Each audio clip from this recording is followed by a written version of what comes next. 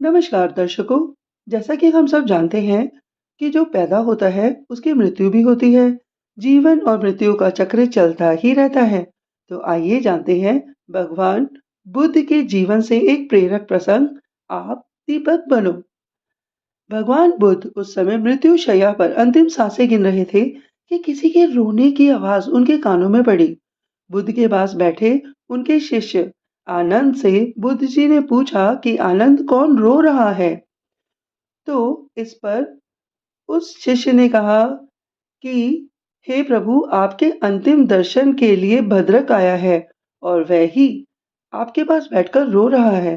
तो इस पर बुद्ध जी ने कहा कि अरे भाई, तुम भद्रक को मेरे पास बुलाओ। तो जैसे ही भद्रक भगवान बुद्ध के बिल्कुल करीब पहुंचा तो वह उनके चरणों में गिरकर फूट फूट कर रोने लगा।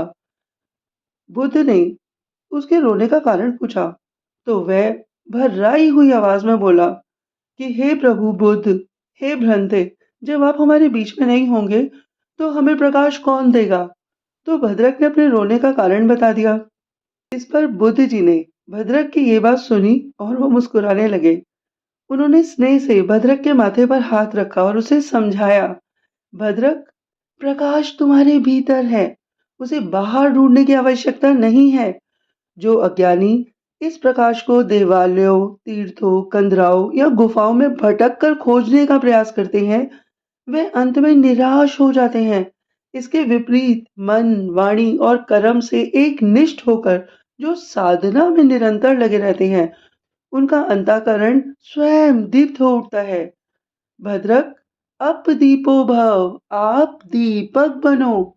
और यही था बुद्ध का परम जीवन दर्शन भी, जिसका वे आजीवन प्रचार और प्रसार करते रहे। दोस्तों, ये जो कथा थी, आप दीपक बनो, ये तो यहीं पर संपूर्ण हो गई। हमने बुद्ध के इस प्रेरक प्रसंग, इस कथा से ये सीखा कि जो प्रकाश है वो हम सभी के अंदर है। हम सभी लोग पंच तत्व के बने हुए हैं। भगवान बुद्ध भी नारायण जी का अवतार है। नारायण श्री विष्णु का अवतार होते हुए भगवान बुद्ध ने हमें यही सिखाया कि पंच तत्व के अंदर जो आत्मा है वह स्वयं से प्रकाशित है। जब आप सोते हैं तो आपको किसी ऊर्जा, किसी लाइट की आवश्यकता नहीं होती है। आपको रोशनी वाले सपने दिखाई देते हैं।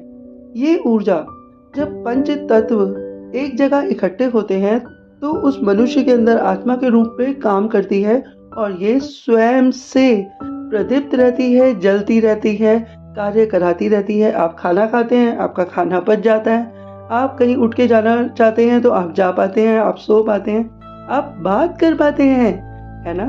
तो यही जो ऊर्जा है ये आत्मा की ऊर्जा कहलाती है। ये हम सबके अंदर दीपक की तरह प्रदीप्त है। हम भगवान को हर जगह ढूंढते हैं, हर जगह ढूंढते हैं, मंदिरों में, कंदराओं में, गुफाओं में, किंतु अपने अंदर बैठी आत्मा को जान नहीं पाते।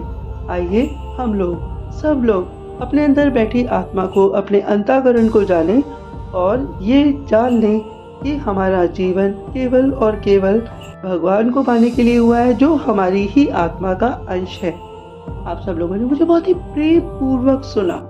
आप सबके अंदर बैठी आत्मा, आपकी ऊर्जा शक्ति को मेरा बारंबार प्रणाम है। बहुत बहुत धन्यवाद, बहुत बहुत धन्यवाद।